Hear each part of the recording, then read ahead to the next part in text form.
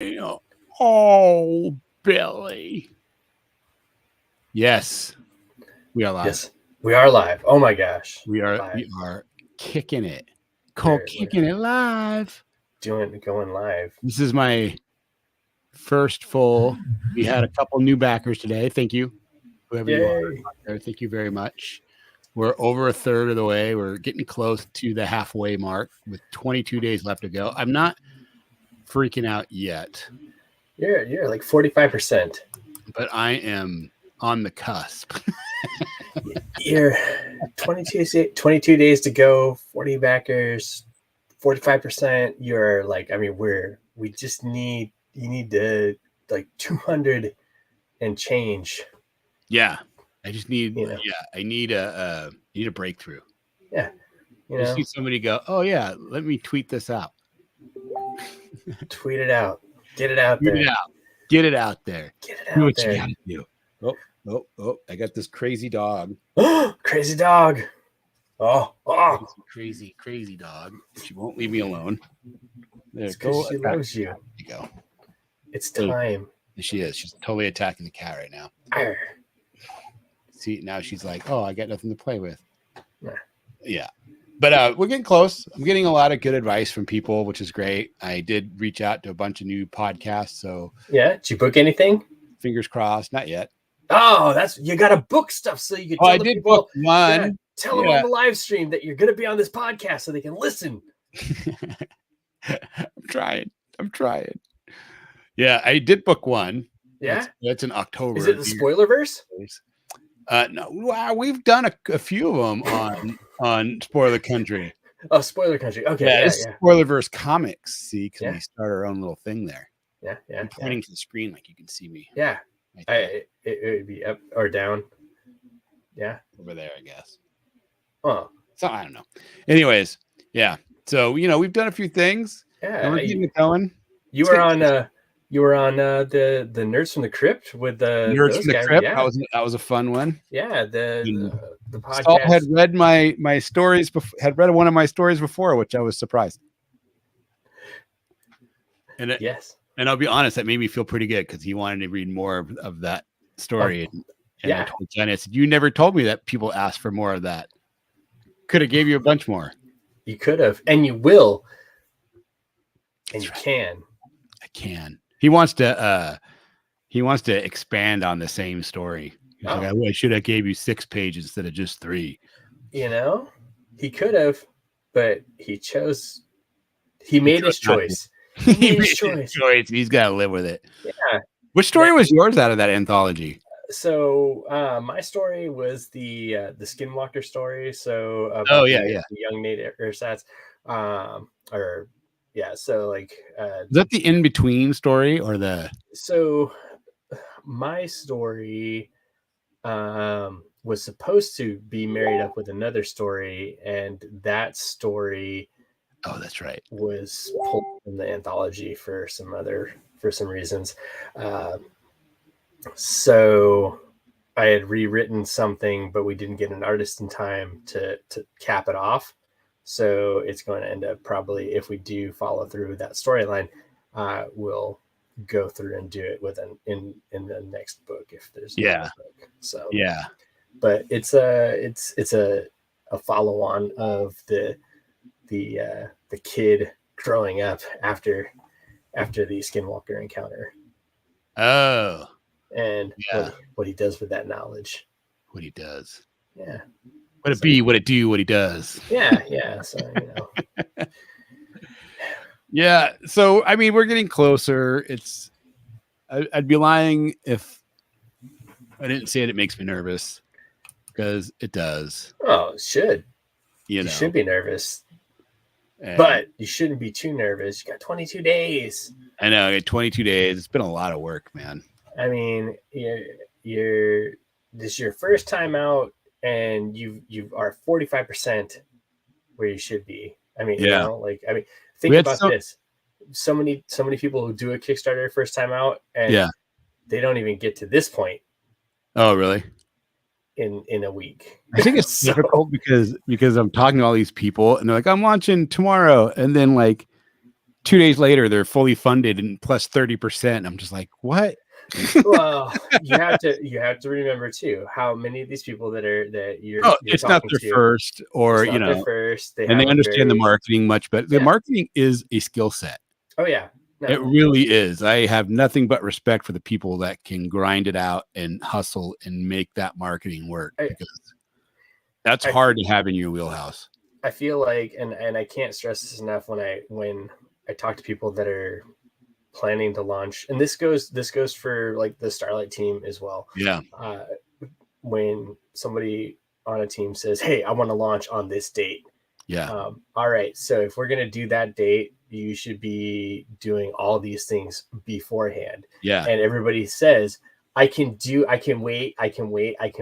And by the time you've waited, It's too late. it's too late. Yeah. Because by the time you're booking podcast and you're like a day to drop. Oh yeah. That's the know, hard thing though, because like the booking the podcast was difficult, because I had this list of podcasts and like literally 80% of them were gone. You know what I mean? They weren't around anymore. Yeah, that's why you gotta start early, like 2 months out. I think it's finding somebody that has that skill set of getting them. It's hard because I work full time, got a family. It's not, it's everything has to have an importance level on it. And I get home, I gotta help Ella with her math. And that's gotta come first before I do anything else. Right. That's time. Yeah.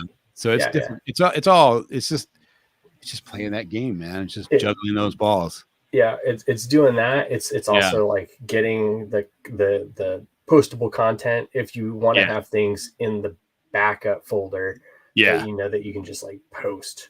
Yeah, if it's memes, if it's like any of the other stuff, it's like and you've got good content to throw out there. We have a ton of content to throw out. It's it's just difficult. I think one of the hardest piece of advice to get is you have to find your audience. And I hated it because it just wasn't sinking in what somebody was saying. Because they were saying you have to find your audience. It wasn't until Travis Gibbs said, "Oh, you need something that says, if you like this, then you will like that. Then you will like, if you like this, then you will like that. Or this. Yeah. Right. If you like this, you'll like this.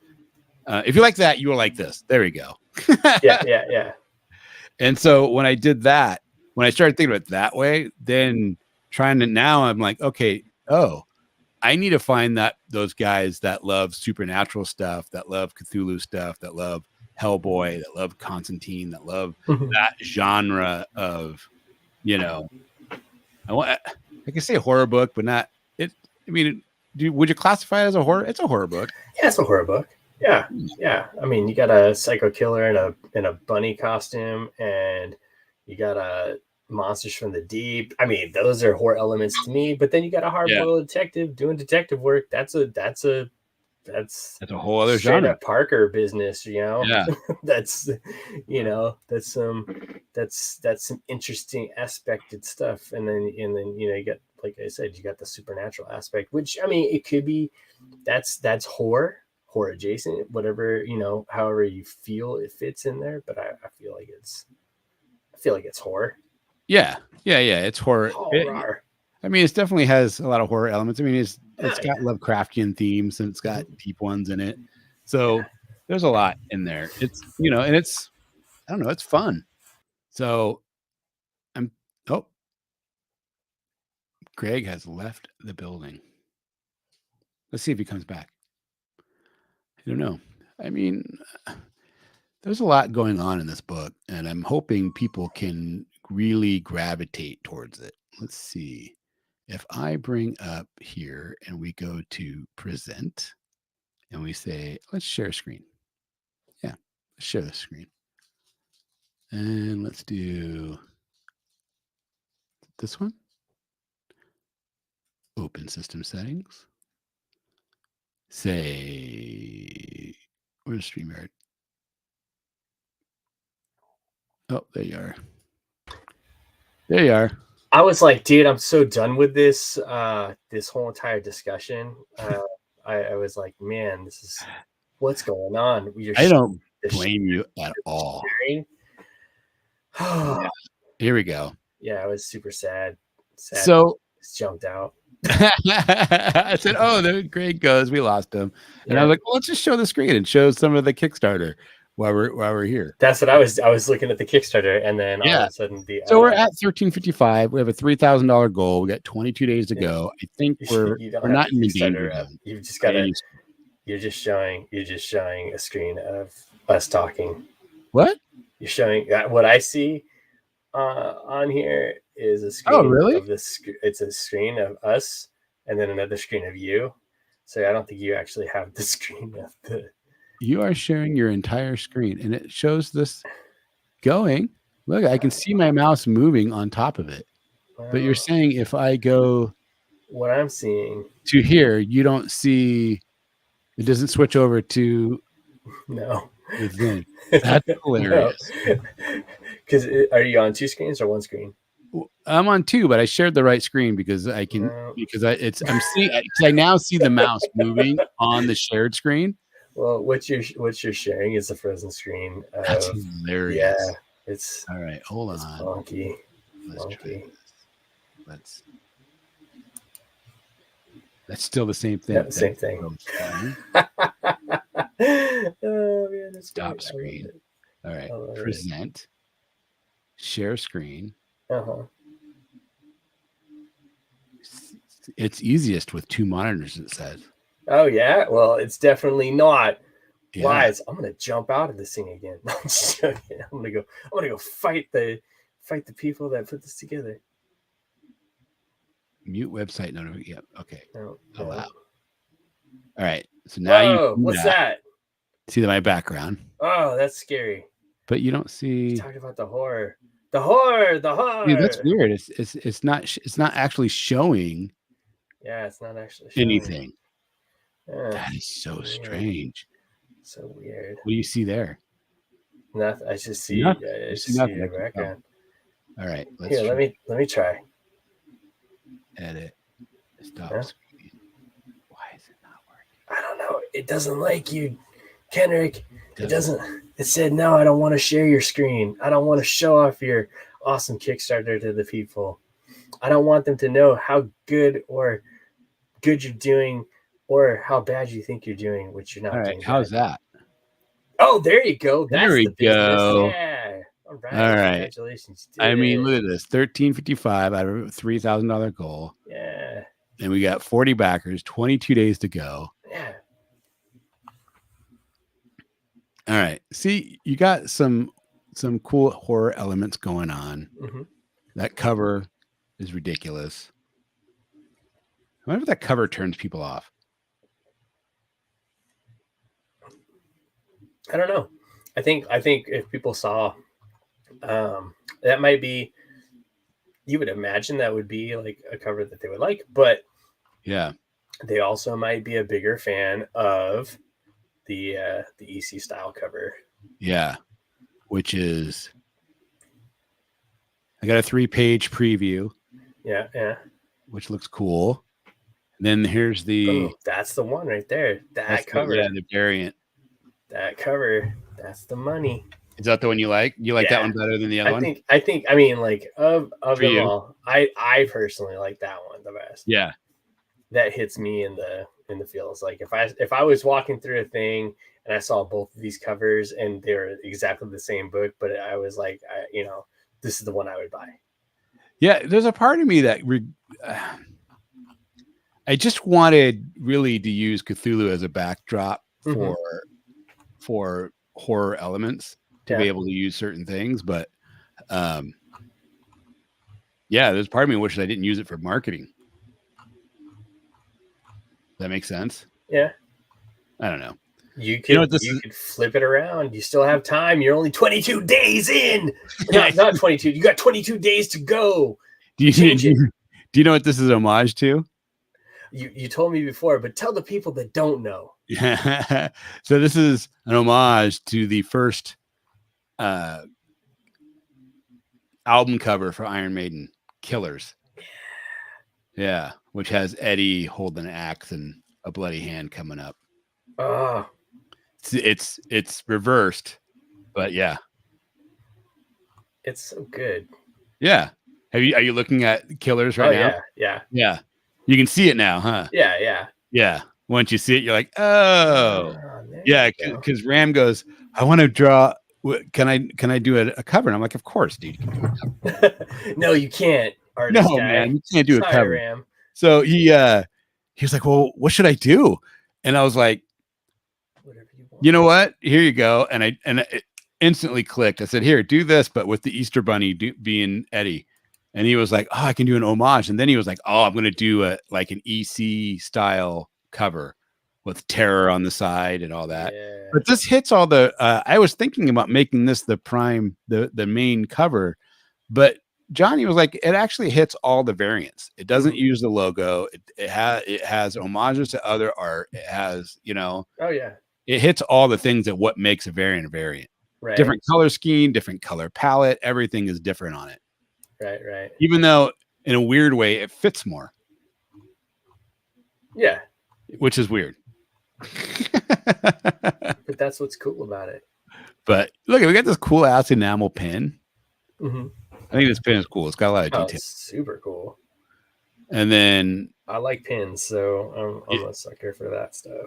Yeah, nice. And then we got the Ron Randall print and the Penotis print and a bunch of rewards.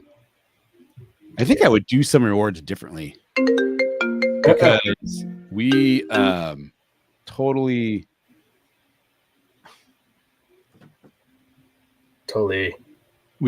like sold out on the matching prints. Oh yeah. Like within a day. That was the first thing that went. Yeah. Which is hilarious. Not matching prints. Well, matching cover prints. Or not cover prints. The first 10. Uh-huh. So the first 10 is the first 10 off the printing press is what we sold at a different rate, right? A different price. And you get an official holographic sticker on the cover that guarantees that your copy is one of the first 10 off the print. Okay. Yeah. And we have cover A and cover B, but then we did a matching set where you got cover A and cover B. So you got 2 of 10 for cover A and 2 of 10 for cover B. Does that make sense? Yeah. And then we threw some other things in. Boom. Gone. Well, I mean, they're limited. So people are like, I want it. They knew that they're only going to get it here. Yeah. Short time. Yeah. Sorry. I'm being told No. that dinner's ready, and I'm letting them know that I am talking for a second. I just did the math. If we got enough backers to get this $145, there and abouts, not even $200. Yeah. You would be over half. Yeah. That's, I mean, we had somebody order a retail bundle yesterday. Yeah. Or the other day. On Sunday. Hey, that's good. That's a retailer.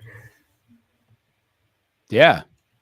So I figured, and I have a couple people that I'm trying to talk with to get, which I think will make a difference. If I can get a couple shout outs, I think they'll make a difference just because they have a they're like a storefront kind of online big spectator site thing. Gotcha. So I'm hoping, fingers crossed, we can make a difference there. That'd be cool. Yeah. So yeah, I think we're all right. I think, we got a good team and got a good origin story, got lots of cool stuff. Now just get out there. If you're watching this, pledge. You don't even get funds. Or I mean, that's true. You don't, because you had a question like that came up. It was like, I don't get paid. I'm not, I gotta wait till payday. You don't have to wait till payday on a Kickstarter. That's the best part is you can pledge. Listen, if we get funded and you can't pay, I'm gonna be okay. Yeah, I mean, I won't hold it against you at all. it's just back it, and if at the last minute, whatever, if that happens, well, I guess we deal with that when it happens. But same point is that the funding doesn't come out until these 22 days run out. Yeah. we're left with. So I mean, you got 22 days to worry, or not worry, but like no, but 22 days for that ulcer to get much bigger. if you're worried, not you, but I mean, everybody. If you're worried about the money coming out of the bank account, you got 22 days. Yeah. 22 days. 22 days. And the other thing too is that like right now, it's just about trying to get this over the hump and get it funded. And once it's funded, that's really what because you've got this is all ready to go. So it's a matter of getting it funded, and then everyone gets the books. I just got the proof back from the letter. Sweet. Yeah, there's only and that's just a couple things that need to get fixed. Yeah. There's a line that makes no sense. That was like, wait, what? And I think it was just it was like, I don't know about you, but I think faster than I type. Oh yeah, no, I'm yep. So like I'll have a sentence like 3 words will be missing. I'll even reread it and I'll say the words in my head as I'm reading it that are not there. Oh yeah, and it's in your head, and you're like, I wrote it. I wrote it. I thought it. Yeah, and the funny thing is, it's gone through, I don't know, 9 or 10 rounds of editing. Like literally, and then and probably everybody saw it and thought it. And editors seen it. Editors have gone through it. Letter. I mean, Richard Starking's doing the lettering, and they have a fine detailer, a graphic guy, and Richard all looking at it, and then the other day we were going through the proof, and Johnny and I caught it. I was like, how did I miss this? And I feel bad because I read it. Bad on me. Oh, it's just so funny. But that's what I'm saying. It's like, like you've got several people reading this, and we're all putting it together. We're putting the line together in our head. Of course, it's just going to come out perfect because you write so well. See? Yes. The visual storytelling just lends itself too good. And the explanations and the lead ups to this bit of dialogue, it doesn't need to, it maybe that's the thing, is maybe it's not necessary if we're all already putting it together in our head. Yeah, maybe. It's almost like Coco Chanel. You don't accessorize, take things off as you're leaving the house, because if you turn in the mirror and catch your eye, take it off. You don't need it. Less is more. Get rid of those words, dude. Pull it off. Yeah, you're muddying up the art. At this point, you're muddying up the art. Yeah, dude. How many times have you've heard the concept no more than 25 words on a panel? Oh yeah. How much do you adhere to that, or do you take that as gospel? I take it, considering that's kind of how, when I started writing comics, I was told, keep it, and this is like old school Twitter, keep it to as many characters as you can fit in the tweet. So it was under 30 at the time, and that's 2008, 2009 Twitter. Yeah. So like full on, okay, keep your bubble short. So like when I go through and try to like run through other people's stuff, if I'm hitting a bubble that's it's too large, I'm like, new bubble, break it, here's new bubble. Your colorist, I'm just gonna throw it out there, John Lee Nonley. When I read through those books, I gotta go through and I'm like, new bubble.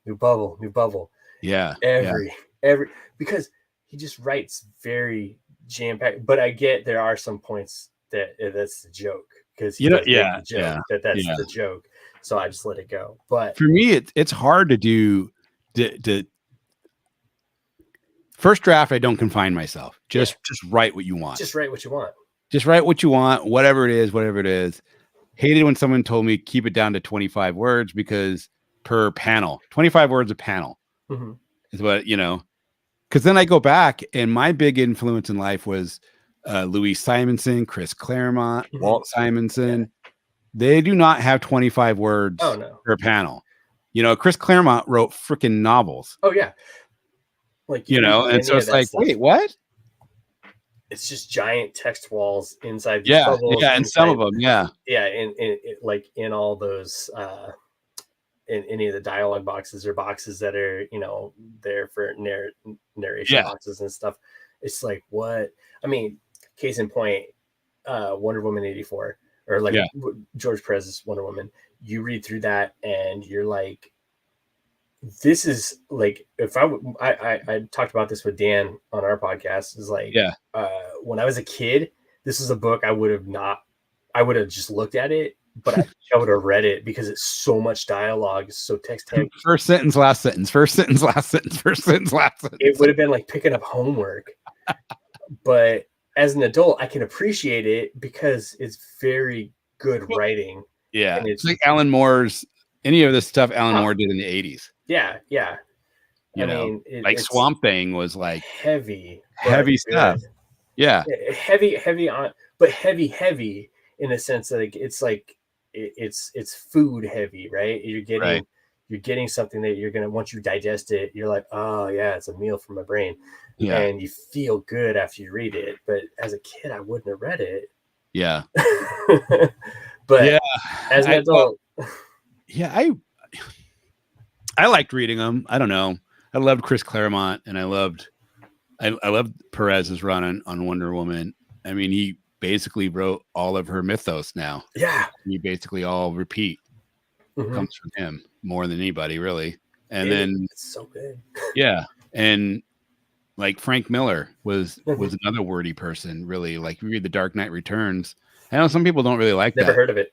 Never. That one's it's very much an indie about this really unknown character named Batman. You ever heard of Batman? No. Yeah. Is he made of bats? He's like baseball bats? Is he just like use baseball bats all the time? He's a weirdo. Okay. He's a Spider-Man knockoff. Underwear on the outside? Underwear on the outside guy, yeah. Okay. But another wordy book, when I think, really. Yeah, no, for sure. It's definitely definitely wordy, but it's, for some reason, that book I can when I was younger, it was like, man, this is so much. It's like homework, but as an adult, it's forgivable. I think me, that particular book, because I remember when they came out, because I'm old enough to remember when they came out. And I remember when the trade paperback, the first trade, when it first came out in a trade, I got the trade, and then I wanted to go back and get the single issues because I didn't know what I missed. And I remember just reading it, and it was the art that really put it over for me, because it's pretty iconic art. Oh yeah, through it, I still see scenes in my head of I read that graphic, that one, and the and then the series Craven's Last Hunt were the two out of the 80s that I read the most. And there's still scenes that I remember seeing, you know what I mean, as I read them. And I don't know, I read both those stories countless times. Right. And I know, like, a lot of people like, oh, that doesn't really define how Batman is or who he is. It changed the way that stories, it changed the way that stories were told from that point on. Yeah. For either company, any company coming out after that, the indies and other things like that, because it really just broke a mold. Yeah. And then also, like you said, with the art and stuff like that, it just showed you can take a super. It was very cinematic. Yeah. Just it was cinematic. It action-driven movements that flowed through the panels, and you were just the movements, you're just tracking everything, and it all flowed together so well. Yeah. It affected me a lot, actually. Growing up, it affected me a whole lot. Yeah. Which is kind of funny. And then to the point where it bugged me when Johnny, like, I don't think he likes that book because he doesn't like. I think it really comes down to how they portray Superman. And they fight, who would win, and all that bullshit. But you know, but for me, it was like, I don't know, man, that book was so visceral. And it was like, I've never read a book that was just so like raw. Mhm. That's the only way I can describe it. Well, so Mike Tanner, Yeah. we go back and forth all the time because he's like, I don't know why you like Batman. Batman's so boring, so Yeah. base, so mid. And it's like, Yeah. obviously we're not reading the same book. Right. Or you're like, I don't know what you're doing. You're not looking at it because everything that you and I, the conversation you and I just had, Yeah. is what I'm trying to explain to him. Is like, dude, do you not see all this? And Yeah. he's like, well, it's just. I'm like, I get it. You don't like the character, but this story is not technically that. I mean, it is. You got a very hard boiled detective making hard boiled decisions. Yeah. In Yeah. a very difficult situation. Yeah, Multiple difficult situations. Yeah. You know, the scene where Joker feeds the poison cotton candy to all the Boy Scouts. That stuck with me for so long. When you see all the dead Boy Scouts around the scene, and that I can't remember the name of the fat guy that's him and the Joker are handing out the candy. Oh man! And then he has that baby doll that's like breathing out poison over the roller coaster. And I don't know. And I love that version of Robin. Oh yeah. I thought she was great. She was great. I love the goggles, everything about it. Yeah, I thought it was like the first time for me, because I grew up watching the TV show, that somebody other than Dick Grayson was actually Robin in the story that I was reading. Because this was before Jason Todd. Right. Right. The Death in the Family hadn't happened yet, and all this other stuff hadn't happened. So it was the first time seeing somebody else besides Dick Grayson in my mind. I mean, there might have been other Robins, I don't know. But for me, that was the first time. Yeah, no, this is definitely, when I was in high school and I picked this up, I was like, what? And then I just thought she was awesome. She was like such a good character. And it was like, oh, there can be other Robins. There can be other Robins. And you know, why we didn't follow through with more of this Robin, you know? Yeah. Well, I think they've done more with her now, right? Yeah, probably. Yeah, now. But it's just I mean, at the time. My Batman, like, I tried getting back into it in like 2014 and I got some of the stuff, but they have so many freaking titles. Oh yeah. It's impossible to keep up. Yeah. You're just like, I can't. It's too much. It is a lot. And then you try to jump back, and instead of doing Batman, you're doing other stuff. And I'm like, you know, okay, well, I'll read some Nightwing. I'll read some other stuff, you know, because it's very, you know, it's Batman adjacent, but it's like so much. It is so much. It's too much. That's unfortunate. I wish they would just concentrate like on one solid storyline, maybe two, because I get they had Batman, they had Detective Comics, but now they have like the Brave and the Bold and Batman and Robin and Batman and all this other stuff, and it's just like, it's too much for me, man. It is a lot. I'm out. I can't do it. And then do it all. Yeah. Well, buddy, I gotta go eat. All right. Taking a little bit of time. Let's, you know, we're at 40 people. Maybe we can get 2 or 3 more people today. Yeah. And then we'll try to do this again. Well, I know that you wanted to throw the gauntlet down on me for a food challenge, and honestly, food challenges, I kind of sometimes I live for them. The weekend's coming. Honestly, we're at 40. We're at 40 backers. Yeah. Honestly, I eat food challenges for food challenges. Wait, I eat food challenges for breakfast. If we hit 50 backers between you and I, and anyone else that's watching this, I mean, if we get to 50 backers, and that just means people sharing this, getting out to people that they know that might like this Saturday. Yeah, you know, I mean, we got a couple days. It's Wednesday. It'll be Wednesday tomorrow. Yeah. Friday, Saturday. You know, if I wake up on Sunday morning, I'm cooking breakfast for my grandma, and we close out the weekend before the next week starts up, and we're at 50 backers. I'll pull some stuff out. Oh God. I'll start teasing it with some images and stuff like that. But you know, I see this thing move a little bit. I'm not doing a canned chicken. I will tell you that. That was so gross, dude. That was disgusting. They made the whole house smell. The dogs ran away. The dog that loves to eat anything she got scared. She was like, She's like, no, what are you not doing? doing it. But I mean, have you seen that old man trying to eat the gilda fish? Oh, the gilda fish, whatever what do they call it? Into it. Yeah. Oh god, he's like, he's eating it. He's just like throwing up as he's eating it, basically, and it's just like it's the sounds, man. It's you know, sounds. I saw this dude make blue hot dogs. Oh god. So like basically it's like a Kool-Aid hot dog or whatever. I might do that. You guys want to see if people want to see me make a blue hot dog? Maybe I'll make a blue hot dog. There you go. I'll get there. But I will tell you this. I'll throw it out there right now. I got a couple of these pouch pickles. That sounds so weird to say out loud. Pouch pickle. It sounds dirty. Sounds like couch pickle, and it sounds very dirty. I got a couch pickle. I got these pouch pickles. I got like a hot one and like a sour. So like I don't know. One of those blue hot dog. I got, I like throwing things that shouldn't be thrown together into things. So we'll see what kind of food. Let's see what we can do. Let's see if we can get 50 backers let's do it by Saturday. That way. You want to say by Saturday? Well, you want to do it by Sunday? Okay, we'll do it by Sunday. No, we get it by Saturday, then I'll do the thing on Sunday night. There you go. You go.